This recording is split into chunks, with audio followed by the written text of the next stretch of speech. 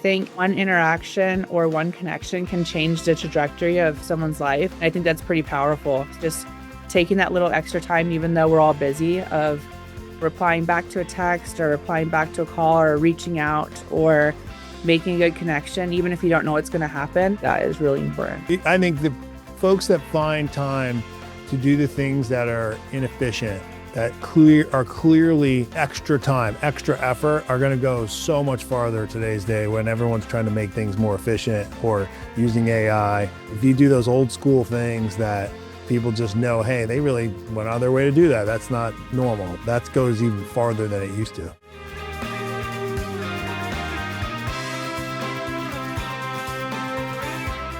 Welcome everybody to the next episode of the Mobilization Mindset. My name is Scott Peper, CEO and founder of Mobilization Funding. And today we're going to be talking about how do you get talent into your organization, recruiting talent into your organization, as well as maintaining and keeping the talent you have in your organization.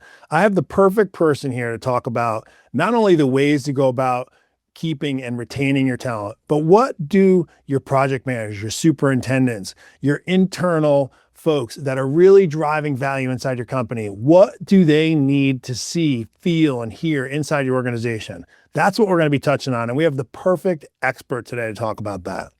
I have with me Courtney Noik. She is the founder, the CEO, the VP of recruiting, and any other title that's needed inside her organization. And she is, you probably may recognize her. She's been on our show before, but she is going to talk all about that. Courtney, welcome. Thank you. Good morning. Thank you for having me. Yes, you're welcome. Now, also, you guys will be able to find this on mobilizationfunding.com, our YouTube channel, which is also Mobilization Funding. So if you're listening, you can also find all the video right on our website or on our YouTube channel as well. So, Courtney, how you been? Very good. It's been a busy year, which is good. We'd all rather it be busy than not. So. Oh yeah, of course. There's a lot of movement going on in the construction industry. And I assume if that's happening, you're probably seeing a lot of movement among people and personnel too, huh? Absolutely. Yeah, for sure. What's driving the majority of change inside of an organization, whether it's a commercial subcontractor or a general contractor? What's driving people to go from one company to another? I think overall people in general are pretty fatigued from the last 6 years. So I think people are trying to balance what's working for their careers and then also their personal life. And as we know, that can be difficult to do. Oh, absolutely. So when you're hearing about, let's start on the one end. Let's say you have a general contractor or commercial subcontractor in the trades, and they're contacting you and they're saying, look, I need to recruit for more project managers, more superintendents. I'm growing, my geographical projects are growing, and I really need a highly qualified, skilled project manager, superintendent. What is it that they're looking for in those project managers or superintendents that are going to allow you to be able to attract and retain that talent from somewhere else? I think for me, I learned over time, I know that everyone's busy and they don't have all the time in the world to talk, which you know me well, I can talk. But I think it really starts at the foundation. So instead of going over the job descriptions and projects, I think it's important to understand who the leader is, their vision, and honestly, their challenges, why the role is opening up. Even if you're growing, that can be exciting, discussing like what that growth looks like. So I think sometimes you have to take a step back to go forward, because usually people are, reaching out because it's almost too late. Like they're kind of in the motion of like trying to hire someone quickly, which is never favorable. Or maybe someone left, like really getting to the root of like why we're having a conversation to begin with is important. And then, you do such a great job with that too. Just getting to know someone on a personal basis is really important, because you kind of understand like where they're at in life and their business and are better able to help them in that way. So I think it's important to start there before just diving into like, exactly what they're looking for. Understanding the team, all those good things. So, one thing I've always heard is, I've heard it many times in different industries over the course of my career, is they say people never leave companies, they leave people. Would you think that's true? For the They don't most part, yes, I do. Um, I think I'm learning that more and more. You can probably agree with your own clients. when you're talking to them, what is it that they're indicating to you, either directly or indirectly, that they don't like about that type of person that they're working with or around? Or maybe it's the environment that certain people are creating. What are those characteristics that they just don't feel comfortable with, such that it's forcing them out of their current comfort zone to leave and go to somewhere else where it's obviously just that's naturally uncomfortable to start new? I've actually been running into this a lot lately. So there are discussions I've had recently. A lot of it, to me, I find is honestly just misunderstanding or miscommunication. So meaning one person is thinking that the other person is thinking something that they're not. And so sometimes just encouraging that open conversation, I think is important. And just knowing that like we're all going to be different. So usually when those things happen, I always encourage someone to deal with it first versus ignoring it or getting, your emotions so built up that that just builds over time. So a lot of times I encourage like if it's about work especially, like maybe taking some time like off the clock to just talk on one-on-one. And usually, if someone's acting off, usually it's because something is off. So that could be something going on in their personal life or, that sort of thing. So I think it's important to try to get on the same page with someone in that way first before like making any emotional decision, whether that is to leave or, the other person, like to make the person feel that way. Because I think at the end of the day, none of us really want to make somebody feel bad or unwelcomed. And at the end of the day, if that is really the case over and over, then maybe it is time for a You change. know, do you think more of the actual candidates at jobs are coming to you and leaving, or is it more of the companies have an open position and they're looking to hire? What's driving the change nowadays? So usually I would say it's a pretty good split, especially if someone's choosing to relocate. Like obviously that's their driving force to kind of reach out and start that conversation.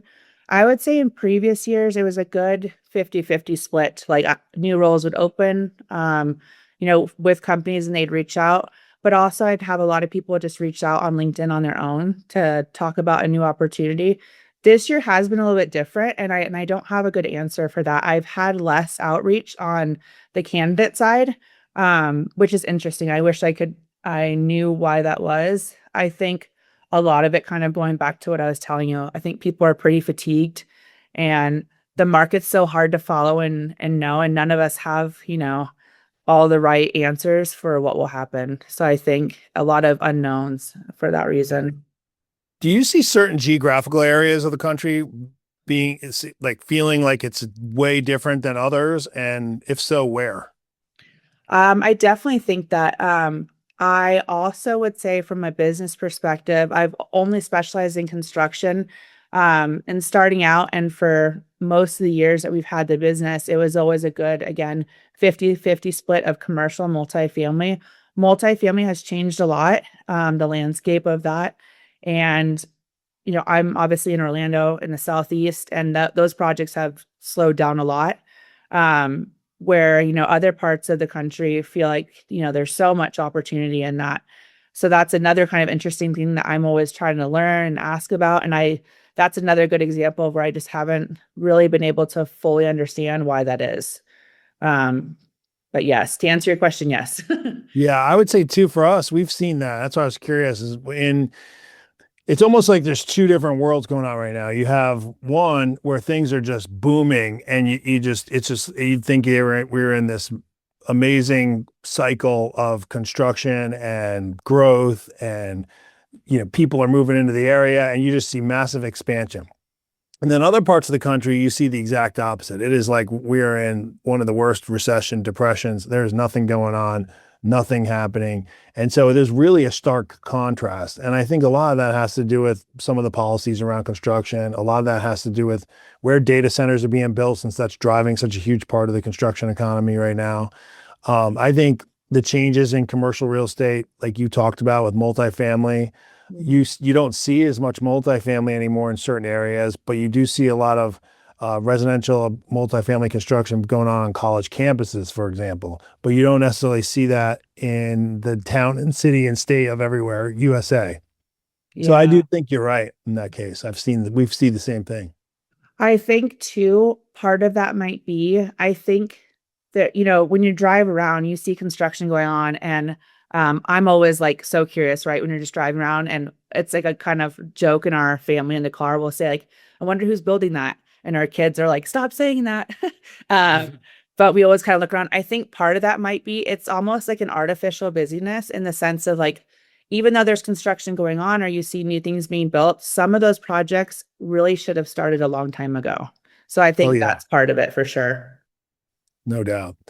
All right, let me ask you this. Do you think it's harder for great companies to find project managers and superintendents, or for great project managers and superintendents to find great companies? I think both. Um, Yeah.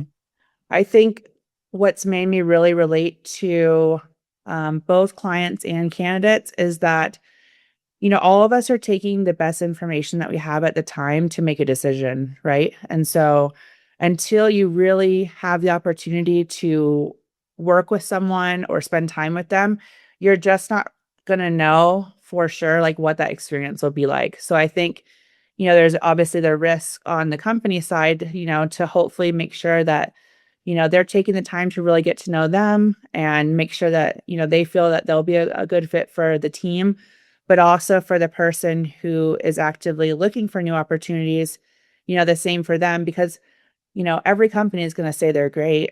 you know, they're not going to be like, we're a horrible company, come work for us. Right. So I think Mhm. it takes time to kind of unearth those like truths. So I think one thing that companies, I think, could do good or do different is like saying if there's, a challenge or there's some area that they can do better and just being really honest about that. I think that would be something really cool to see happen.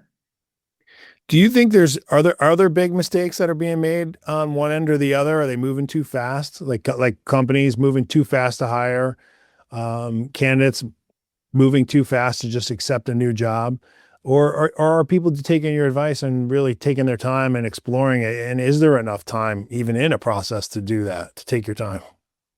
I think that's something really important on my end. I mean, that's why I'm brought in to help out. And usually I feel much more confident if I've worked with the company year after year because I can give them real examples. I know the leadership team. I know that they're able to make decisions and what that process looks like. And I think that's really important. When people are in the process to make sure that there's open communication and that you're able to clearly answer their questions. I think that's really important. I do get nervous, like you're kind of talking about, if either side is not taking the time to really ask questions. I definitely always encourage that. Even, Mhm. Before a formal offer, I'll say to both people, like, hey, I really want you to take the time. If there's something you're nervous about or something that you just feel like you didn't get to touch on enough throughout the, initial conversations, like I really encourage people to do that. And sometimes that could mean that they decide differently. And I think that's okay. I'd rather someone feel like very sure than to not ask those questions and then deal with that down the road. Yeah. Do you see companies taking the time to build candidates from within their organization for these roles, or do you see most people taking the strategy of trying to hire from out? Like maybe they're doing apprentice programs. They're grabbing kids from high school and college and they're teaching them the trades, then they're teaching them leadership and training. Do you see companies more and more doing that, or do you see them still trying to hire talent from outside the business? I think that's actually a really good question. And it's not something I've thought about like recently. I think there's a lot of external hiring going on. Um, a lot of that can strictly be just because of, you know, a lot of work coming in, which is a good thing. But that is actually a really good question as far as, let's give an assistant project manager, for example, like why aren't they being given an opportunity internally? I think that's a really good question. But for me, I have seen promotions, and especially if it's someone I help, like I love to celebrate that with them. But I definitely would say I see more external hiring. Hmm, interesting. What do you think companies can do better to retain their project managers and superintendents before they even become a risk to leave? I guess a risk to leave or a risk of unhappiness of some kind. I think we just live in a very fast-paced world, and I think companies do their best just to make sure that, the organization is running healthy, because if you don't have the work, you're not going to have projects for people. If you don't have good standard operating procedures, that can be really frustrating for everyone. But I think really it's just like spending time with somebody. I mean, I think that's important in any relationship. Like, you have kids just like I do. You've got to spend that one-on-one time with them, and all kids are different, and it's the same for your employees, but just I think that means a lot for someone just to check in, and it doesn't have to be anything fancy. Like I think, you don't have to overthink that, but like let's go grab coffee one-on-one, or go for a walk. Like everyone's motivated differently. Maybe they don't want to take an hour lunch, but maybe just saying, "Hey, can we have a sit down and decide what that looks like?" I think that's really important. And sometimes I think, even this is a good example of the podcast. Sometimes when you talk openly, I think you learn a lot from other people, Mhm. and maybe understand things differently. So I think that companies just don't spend enough time with their employees. And I know it can be hard, especially like, for you, you're really lucky you have everyone in your office, so you probably know everyone. I'm sure it is challenging for companies that have projects in different locations or across the nation, but I think that's a huge mistake that companies make is they don't know their employees. Yeah, as simple as just sitting down, even having a cup of coffee together, eating lunch together, stopping by someone's desk, it goes a long way to understanding who you're with and who you're working with and who those people are, and just something that's outside of your normal meeting cadence. Absolutely, yeah. Yeah. I always found myself endeared to those folks too. When I was working early in business and different companies I worked for, I always found it cool if I was able to talk to someone, either my peers or certainly any type of leadership or management. If I was having just a regular general conversation, like, two guys or two regular people just hanging out, like you bumped into each other at the gym or something, it was always more normal to bring it to a normal life. I always found that pretty Yeah. interesting. So, what do you think is going to happen here in the next 3 to 4 years in the construction industry? I mean, the pay populations of management level and leadership talent is changing. You have a lot of the construction industry folks that have been in a long time starting to retire or continuing to retire. What do you see happening that you're front seat and ready to see? I think having a true succession plan is really important. So a lot of companies know that maybe, like you said, people are retiring. But really talking about what that looks like. I've also found sometimes the people retiring have put in a lot of time, and they enjoy being part of the process of them exiting. And maybe they can teach whoever's coming in next, a lot of what they've learned. And maybe that's some of the hardships or challenges that they've had. But I think, planning for that's important. I also think people wait too long. So, not that everyone is retiring has health issues. I'm not saying that all, but there are cases where that's the truth. And sometimes that timeline may move up faster than they even anticipate. So I Mhm. think, really starting to think about, not just someone leaving, but what does that look like overall? Like planning for that is really important.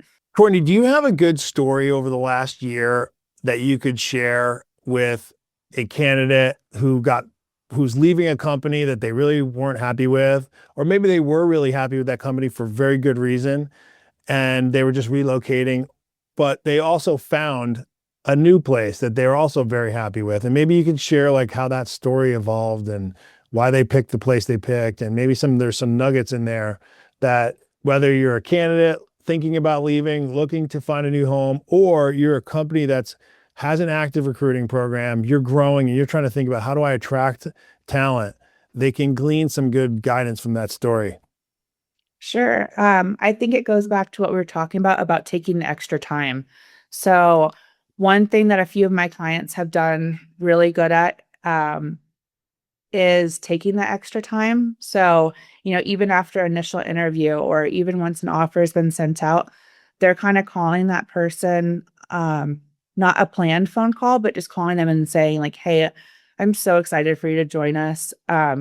Is there anything that I can answer for you? Or if there's any reason you're doubting anything, like, can we talk about that?" I think that people really appreciate that because it can be nerve-wracking from the time that you initially start looking for a new role to the time you actually onboard.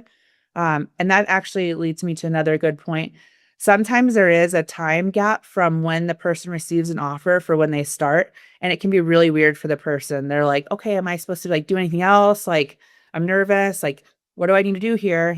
So I think Yeah. really making sure that in that in between time that you're like checking in with them, even if there's really no update, right? But just making sure that you're excited for them to start, that giving them any updates or inviting them to something. Maybe you have like an event going on between that, bringing them in as part of the team sooner. I find that people really, they love that. So I Yeah, even think, creating an event, create a dinner, like go see if especially if they're somewhere you can drive to, go to dinner, yeah. take their family to dinner, get them acclimated in a different light that's outside of a interview process could go a long way. Yeah, I think those little touches are what people have shared to me of like, wow, like this isn't something I've experienced before. And like I'm feeling like really good about my decision. And I feel welcomed and excited to start. I think that's really important. That's awesome. Well, Courtney, our show is called the Mobilization Mindset. And so, on the token and light of mindset, what is one thing in the mindset category that you wish candidates had more of? I think self-sabotage. I know that's something I honestly didn't even expect to say, but I think there are so many talented people and people that are so capable, and they let a lot of self-sabotage get in the way of whether that's initial interview or promotions or opportunities. I think that really puts people back. Sometimes I feel like there's times where I want something more than someone wants for themselves. And so I think having the mindset of that is really important. Like a lack of it. You mean like don't self-sabotage, more Right. positive, focus on the positives, not the negatives. What about on Right. the company side? Do you see a certain mindset shift that you would or certain mindset in general that you wish more companies had? I think it can be hard. Like I said, I think you can get fatigued. We all have the last few years, and you're so focused on like the day to day. But sometimes just remembering to have fun and to, again, kind of getting to know people. Like, it's not people are not a process. I mean, they are, right? There's a process to hiring, but remembering that people are people and just having fun and laughing with them and getting to know them. Because interviews can be weird. Sometimes they're just so formal and that just turns people off. Like it just having a real conversation with somebody and just being a real person. I think we Yeah. need more of that. You'll learn a lot more that way too, especially in an interview setting. I agree. Yeah. Could not agree more. Well, Courtney, what's one last way that you would like to see the construction industry improve themselves as it relates to people, personnel, and the environment overall? I think just the way we treat each other, I think, one interaction or one connection can change the trajectory of someone's life. And I think that's pretty powerful. So I think just taking that little extra time, even though we're all busy, of, replying back to a text or replying back to a call or reaching out or making a good connection, even if you don't know what's going to happen, I think like just taking extra time to do that is really important. Yeah, I couldn't agree more. Extra effort. I think the folks that find time to do the things that are inefficient, that clearly extra time, extra effort are going to go so much farther today's day when everyone's trying to make things more efficient or using AI. And if you do those old school things that people just know, hey, they really went out of their way to do that. That's not normal. That goes even farther than it used to. Well, especially in my generation, like I'm not the ordinary from my generation. Like I enjoy talking on the phone. That's one thing too. Like pick up your phone, answer the phone, Yeah. and actually talk to Talk. somebody. How do people find you? They're out there, they want to find a new home, they want to find a great place, or you're a company and they want to find a great person who's going to find them an awesome talent and someone that's not annoying and they can work with and is going to do a great job for them. How do they find you? Obviously on LinkedIn. I will be honest, I could do better. I get a lot of messages, so I do my very best to, try to respond to everything. And if I miss a message, I appreciate the people that reach back out like, hey, I missed you. Can we connect? So usually that gives me an opportunity to reach them. And then also on our website, so frameworkus.com, there's an area where people can reach out and send a message. And we try to be really on top of that too, to be able to connect with new people. Yeah, absolutely. You guys are great. I know many, many folks that have utilized you guys and your talents and your services and are all have positive outcome. And for those of you that are on LinkedIn, and for some reason you don't get destroyed in the DMs by all of the spam DMs, that's what Courtney's talking about. She's very much on top of it. If you text her, she'll call you right back. If you talk to her, she's going to respond to your email. But I, who pride myself on being very responsive, those DMs become exhausting with the amount of spam DMs that are going on in LinkedIn specifically. Yeah, it's hard. Yeah, it's hard to sort through. So, Courtney, thanks for coming back on the show. I really appreciate it. I hope everyone has grasped onto some new nuggets here today, and I certainly have. Thank you so much. It's really good to see you. Thanks again for having me on. You're welcome. Everybody, let's give Courtney some support. Frameworkus.com. You can find her and her company services there. Of course, at mobilizationfunding.com, you can find not only this interview, but lots of other information, tidbits on how to find all different kinds of things in construction. We bring experts on the show. We have people who wrote blogs. You can find all this stuff on our YouTube channel as well. So in the meantime, I wish you all a great week and may God bless you.